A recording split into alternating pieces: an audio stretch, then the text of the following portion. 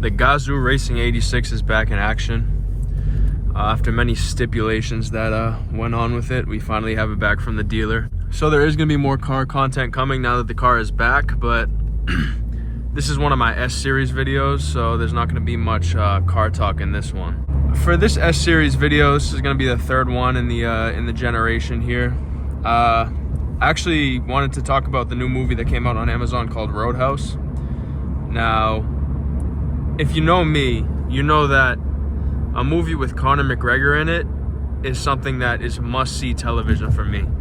Any motion picture from here on out until Conor McGregor dies that has him in it, I'm 100% going to be watching it. Simply because, I mean, if you've seen Roadhouse, I've seen it twice already. If you've seen Roadhouse and you're watching this video, I mean, his performance was absolutely fucking incredible. I guess we'll start from the beginning. I'm not really going to gloss on Jake Gyllenhaal's acting that much because it goes without saying that Jake Gyllenhaal is a fantastic actor. So we don't really need to talk about that. I mean, he's great in it.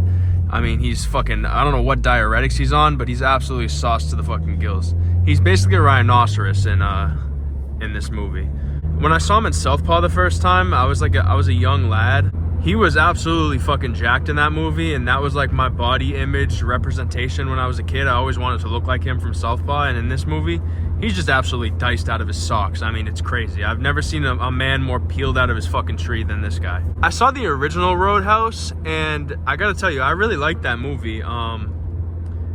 Patrick Swayze's great in it. I like his character archetype. I like the style of the movie. Then again, I haven't seen it in a year, so I'm not fully refreshed on that particular movie. But the new Roadhouse, there's a few scenes that are the same in the movie, but for the most part, it's just a completely different movie. Like, they have the scene where he's in the hospital. So you see, like, Conor McGregor, in this movie, he's absolutely in the pocket, dude. I can't explain it in better words than saying he was in the pocket. You watch him fight like Eddie Alvarez when he absolutely pieced him up and put on a masterclass. You watch him fight Chad Mendes. You watch him fight Jose Aldo, where he was behind before the fight practicing the move he finished him with in like 13 seconds. You see that. And then you watch Roadhouse, and it's another masterful performance for him. It's like you can group it with like the Eddie Alvarez fight, the Jose Aldo fight, and Roadhouse is like his top 3 performances of all time. Because, I mean, the first scene in the movie, his full ass is out, and he, on top of it, in the same scene, he bends down while his ass is facing the camera, and you get a 2-centimeter glimpse of his nutsack, and you could barely make out his asshole in it. So already I'm 100% bought in when something like that is happening. And I mean, I know you guys have all seen the memes on TikTok where he's like walking around and he's doing that crazy walk. And I gotta tell you, I love it. I love every single moment of it. It's amazing to me. His ability to get on camera and be that masterful and that believable as himself is amazing. And this brings me to another point. I don't like how people are all saying like, oh, they just told Conor McGregor to act like himself in this movie.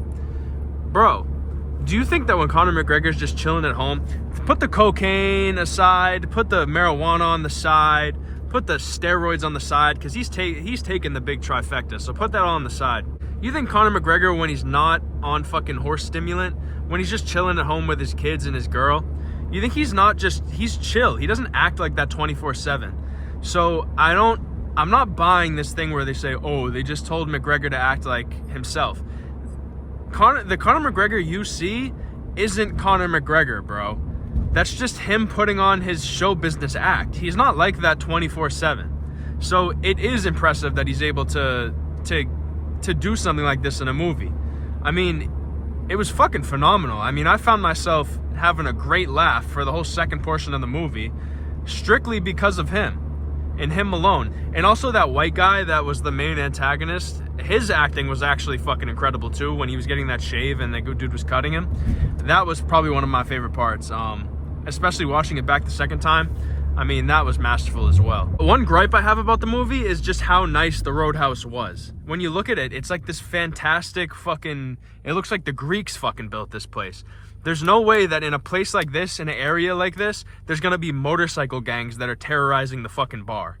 Like, that's not something that's going to be happening. So that really kind of took me out of the whole immersion of these gangs being after Jake Gyllenhaal and after the Roadhouse.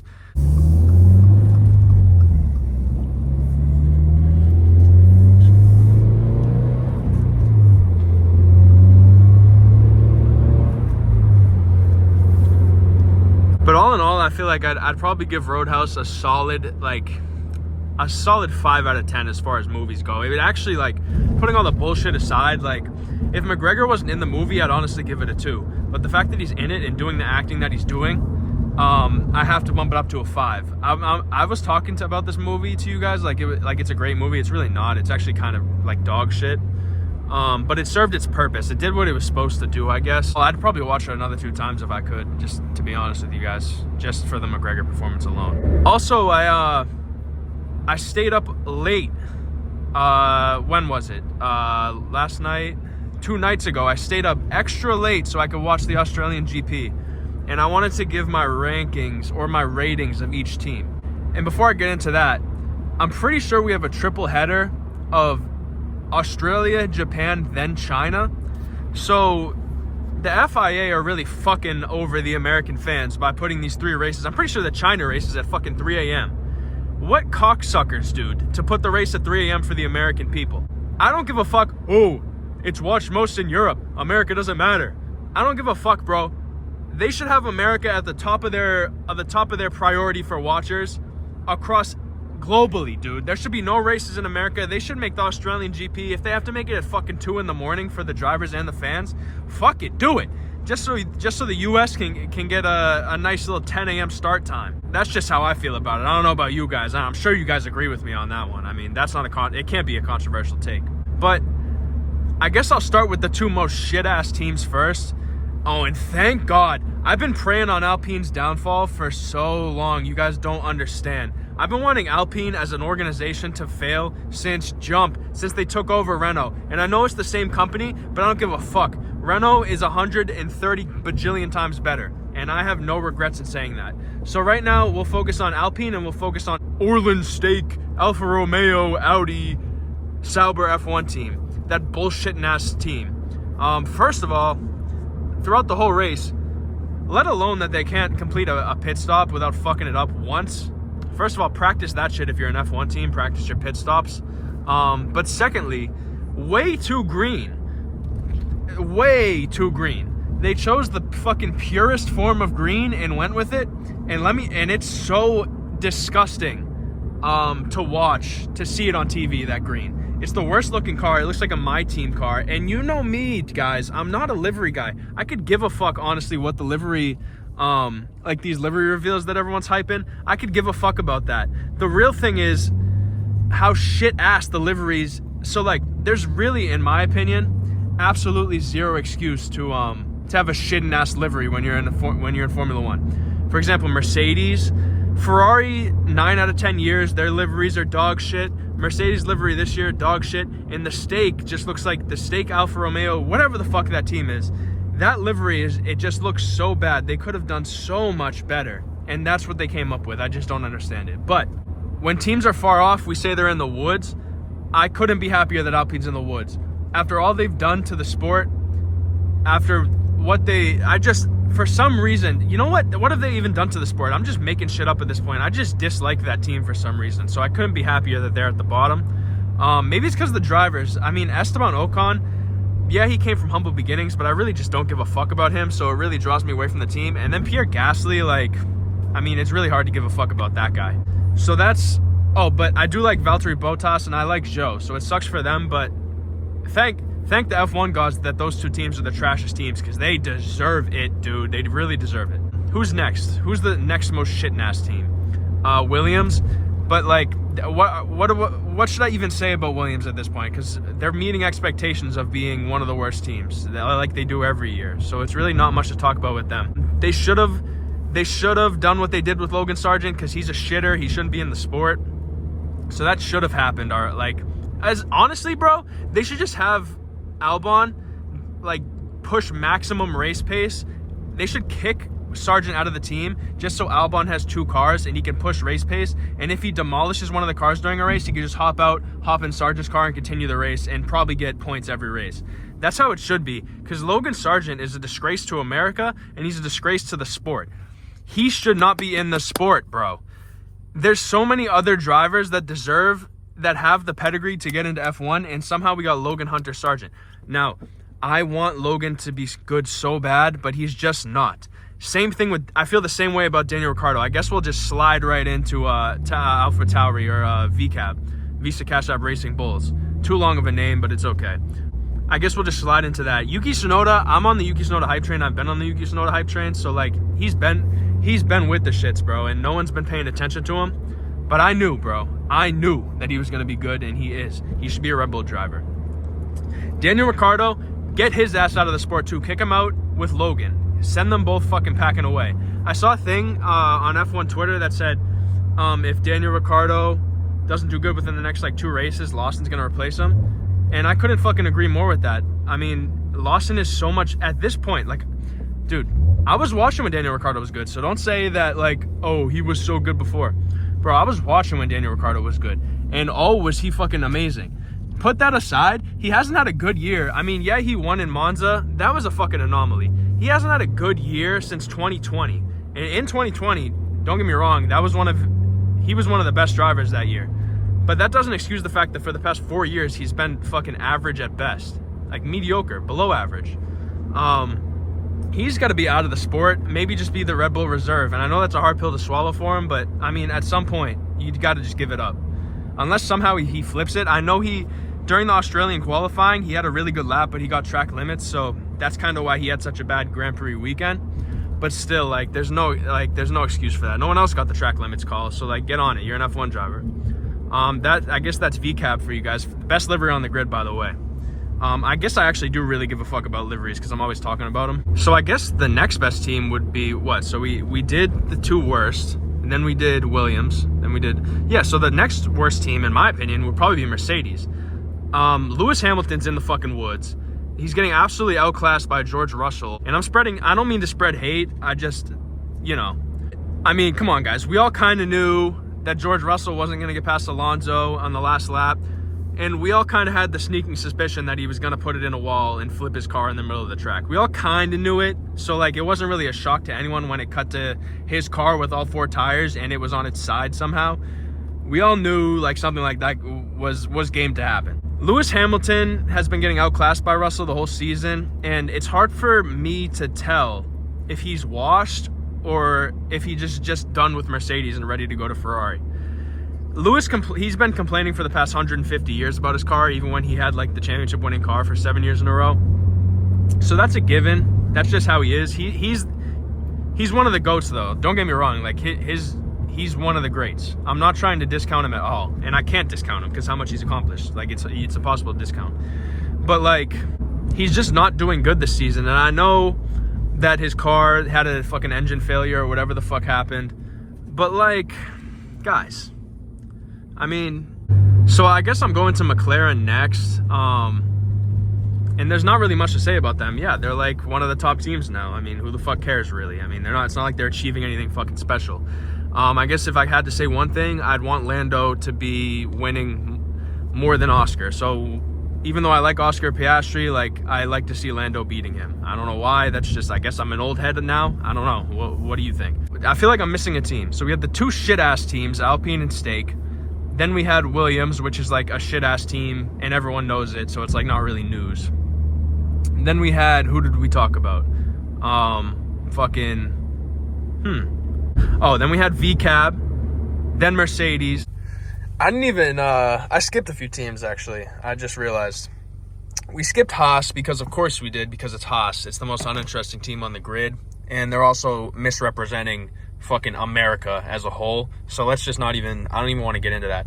I guess if I could say one thing, Magnussen, get out of the sport. Hulkenberg's completely outclassing you. I also glossed over Aston Martin.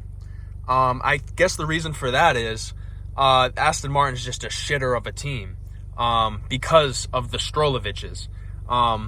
Really, that team is just a joke because the fact that Lance Stroll is doctored in because of his fucking dad And it's just gonna be like that. And it has just been like that. And he's just a subpar driver. And that's just what it is. So that just makes them such a joke to the sport, in my opinion. Their only saving grace is that they've had Seb Vettel and that they've had Fernando Alonso on that team. That's the only thing that fucking saves them for me. So Fernando obviously is just slapping around Lance Strolovich, because of course he is. I mean, Fernando Alonso, his dick is huge. He won like 2 races back in 2006, so now he's the GOAT, I guess. Fernando, obviously I'm joking. So that leaves us with the top 2 teams, I guess. So we'll dive into Red Bull first, just because Ferrari got the 1-2. We'll dive into Red Bull first. So it goes without saying that Sergio Perez just can't hang. It doesn't take a fucking rocket engineer to figure that shit out. It's so crazy because typically, and I guess the 2022 and 23 car were extremely dominant. This 2024 car, I feel like, even the 2023 car, usually with F1 champions, the car they're in, on top of the fact that they are who they are, like Lewis Hamilton won the championships and he was in the best car on the grid, but he's also Lewis Hamilton. So that pairing leads to the success that they have. You don't win Lewis Hamilton won't win a driver's championship if he doesn't have the best car. Same thing goes for every other, for the most part, for 80%, the same thing goes. If you have the best car, you win. AKA most of the drivers. That's just how I feel. But for Max is just different to me. I don't know how to explain it. And I guess the best way I can explain it is how shit Checo's doing and how good he's doing. He's just proving that it's not, obviously the Red Bull is the best car on the grid. I'm not trying to say that. But he's just proving how dangerous he is as a driver. And just how good he is. The fact that he could just outpace his teammate like that and outpace the rest of the grid when his teammate is struggling to get in the top 3 on qualifying. And Sergio Perez isn't a bad driver. I mean, he has so much pedigree in the sport. It's not like he's just a really shit driver. So, it's spooky to think about Max Verstappen in the next 40 years when he's still fucking competing and he's the 40-time fucking F1 drivers champion. It's just spooky to think about that because that's literally what's going to fucking happen. Of course, getting to Ferrari, Sainz put on an absolute Seinster class, dude. It was absolutely fucking ridiculous. It was fun to watch. I wish Max's car didn't blow up and fart in the pit lane. All that black smoke. It looked like the car was fucking ripping ass. I wish that didn't happen because I think there's 2 things that could have happened. Either we would have had a Sainz versus Max battle for like a lot of the race, or we would have had a Sainz versus Max battle for the next 2 laps, then Max would have gapped him by 20 seconds. So we could act like, if Max didn't DNF, we would have got a great race. But we could also face the reality of if Max didn't DNF, he would have won by 35 minutes. But I'm a Ferrari fan personally, so, and I'm more on the Leclerc. I lean on the Leclerc side, so I guess I'm more of a Democrat when it comes to Ferrari. And we'll put Sainz will be the Republican side. So I lean far left when it comes to Ferrari because I'm a big Leclerc fan. So it sucks to see him getting absolutely outclassed by his teammate. Especially since Leclerc is like the poster boy for fucking Ferrari. Throughout the whole race, I was just wondering when Carlos's car was gonna shit the bed, or when they were gonna. When they pitted, dude, I thought for sure like one of the fucking pit lane people was gonna have a heart attack and then fuck up the pit strategy. And then when Leclerc pitted, I thought that the car was just gonna like stall out and stop working, but that didn't happen, surprisingly, to everybody. So that's the race rundown, I guess. And if anyone ever gets to the end of a Matt Marauder S-Series video, because I know these are a struggle because of how fucking boring they are, I just wanted to say thanks. And yeah, I'm gonna keep making them because I like feeling like I'm actually doing something and creating something. So I'm gonna keep doing them. Let me know if anyone made it this far in the comments. Just tell me. I will be thoroughly shocked if there's any comments saying that anyone saw this clip in this video. But hey man, I'm gonna keep making them, so that's what it is. Thanks. Nah, bro, excuse my dogs for a second, but bro, I'm watching this movie with Mark Wahlberg called Fear. You can see it right here. And bro, I'm watching this, right? So picture me sitting in my chair in my domicile, or whatever the fuck you call it. What is it called? Domicile. And bro, these motherfuckers are just There's people in the next room. These motherfuckers are just in the last scene. They're fornicating, bro. These guys are fornicating in this scene, and then all of a sudden, he sees this guy hugging his girl, and keep in mind, in the last scene he just said "I love you," and he sees this, and he goes and he beats this guy's ass for hugging her, who's her friend, and then and then she goes to stop, and he pushes her away. Bro, this shit is crazy. I knew this movie was gonna be ass, but I didn't know it was gonna be this fucking bad.